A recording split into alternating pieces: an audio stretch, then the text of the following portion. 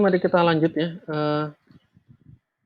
Bagaimana kita mengimplementasikan untuk pernyataan if ya, Dedek ya. Kita mulai masuk materi inti ya, pernyataan if ya. Ya seperti yang saya jelaskan tadi, jadi kalau pernyataan if ya, itu harus terpenuhi dulu kondisi yang ada di dalam if ini ya. Lalu baru dia akan mengeksekusi ya perintah yang ada di dalamnya ya. Lalu bagaimana Pak kalau nanti ada kondisi itu tidak terpenuhi, maka jika tidak ada nilai bukan nilai else-nya atau suatu kondisi yang dilempar ke kondisi yang lainnya, maka tidak akan ditampilkan apa-apa. Tapi nanti kalau ada kondisi else ya, di mana dia akan menerima kondisi yang tidak sesuai dengan kondisi awal, di sini ada kondisi kedua. Else-nya kan artinya kan lainnya ya, atau kondisi lainnya. Maka pernyataan yang kedua inilah yang akan dieksekusi. Tapi dalam kasus ini pernyataan if ini tidak menggunakan else ya. Jadi kalau di sini ada keterangan jika ini ada flowchart ya, ya. Di sini simbolnya decision. Jadi kalau ada suatu kondisi itu benar ya, terpenuhi, maka akan dicetak pernyataan itu. Tapi kalau dia tidak terpenuhi, maka akan dilempar ke output. Artinya tidak bukan output ya, di terminate ya, di end. Ya, di end. Di terminator end. Jadi tidak akan ditampilkan apa-apa. Ya. Ini bedanya. Tapi kalau nanti pakai else, maka di sini ada pernyataan kedua. Ya, ada pernyataan kedua. Tapi nanti ya kita bahas. Jadi ini dibaca ya. Jadi jika kondisinya terpenuhi, maka akan dicetak pernyataan ini. Tapi jika tidak, maka tidak akan diproses apa-apa atau pernyataan yang ada di sini tidak akan dieksekusi. Oke, kita ambil contoh. Misal ini ada potongan harga, studi kasusnya. Ya, ini menentukan besaran potongan harga yang diterima oleh pembeli berdasarkan kriteria. Jadi ada kriterianya tadi. Kriteria pertama, ini sebenarnya rule ini kondisi pertama ya. Kondisi pertama, ini kondisi kedua.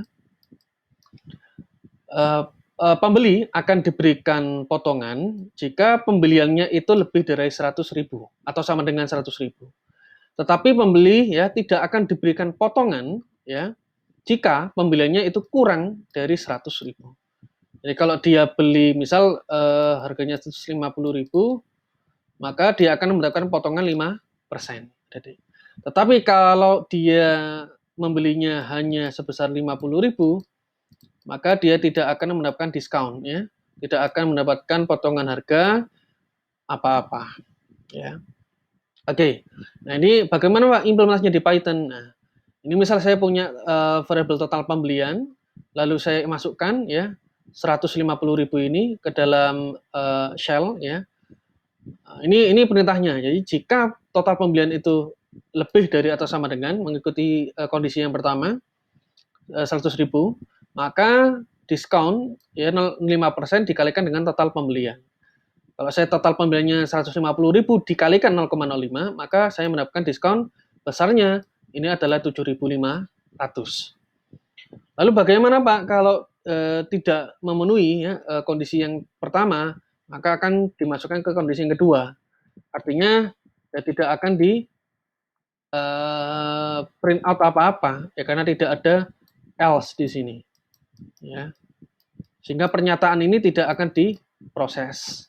Sehingga ketika di print nanti bisa ada dicoba masukkan 50.000, maka ketika ini dieksekusi tidak akan keluar apa-apa. Ya, karena memang tidak ada kondisi yang terpenuhi di situ. Oke, yang kedua ya. Ini saya berikan contoh yang paling mudah saja dulu. Bagaimana kita memeriksa apakah suatu bilangan itu masuk bilangan genap atau tidak. Nah, ini gampangannya adalah jika bilangan bulat tadi habis dibagi 2, maka bilangan tersebut adalah bilangan genap. Ya. Tetapi kalau kondisi yang lainnya, ya, yang dimana bilangan tersebut tidak habis dibagi 2, ya, artinya dia sebenarnya bilangan ganjil ya. Tapi karena di sini tidak menggunakan kondisi else, maka tidak akan ditampilkan output apapun. Ya. Ini sebagai contoh saja, implementasinya di Python. Jadi kita masukkan bilangan bulat, di sini ada variabel bilangan bulat, kita masukkan angka 2. Logikanya 2 dibagi dengan 2, ya, tadi ya. Ya, dia akan menyisakan ya, dia akan menyisakan 0 ya. Jadi habis itu artinya sebanding dengan 0 ya. 0. Nah, beda lagi nanti kalau saya masukkan 7 ya. Jadi 7 itu kan masih menyisakan ada dia. 7 ini 6, ini berarti 3 ya. Masih sisa 1. Artinya ini bukan bilangan genap, bilangan ganjil. Jadi kalau bilangan genap, dia tidak akan menyisakan selisih apapun di sini. Ya. Misal 4 pun sama ya. Ini 4, ini juga langsung 0. Misal juga ini 180, ya langsung aja. Jadi ini 180 dikurangi dengan 180, hasilnya adalah 0. Ya. Ini misal 2 kali 90 berarti ya, 2 kali 90. Karena 180 dikurangi dengan pengalinya 180, maka sisanya tetap 0 ya. Ini bilangan genap. Tapi kalau bilangan bukan genap atau ganjil, maka dia akan menyisakan selisih. Gitu, ya. Lanjut, ini bilangan pernyataan if juga, ini untuk memeriksa apakah suatu karakter ya, itu sebanding dengan kode ASCII-nya. Nah, ini adik-adik harus tahu bahwa suatu karakter A ya, B, C, D ya, dan sebagainya, itu ada bilangan ASCII-nya adik-adik ya. Ada kode bilangannya, di mana ini sudah diatur oleh American Standard Code for Information Interchange ya, kode standar Amerika untuk pertukaran informasi, yang dimana contoh ini kita gunakan kode ASCII untuk membandingkan apakah A itu kode ASCII-nya sama atau tidak, nilainya sebanding atau tidak dengan sebuah angka. Nah, ini jika huruf yang diinputkan sebanding dengan kode ASCII, maka diberikan keterangan sebanding. Jika tidak, ya maka tidak akan ditampilkan apapun. Yang artinya itu tidak sebanding kode ASCII. Ini ada dia, saya berikan contoh. Ini bisa dicek dulu. Char, ini yaitu karakter, ya, karakter, function bawaan. Jadi kalau ingin mengecek karakter 65 itu apa? Ini huruf A besar. Nah, ini ada functionnya untuk mengkonversi, sebaliknya. Untuk mengkonversi dari A itu kodenya apa? Jadi dikonversi dari sebuah karakter ke integer. Nah, ini kita masukkan misal ya, kode ASCII kita masukkan angka 65.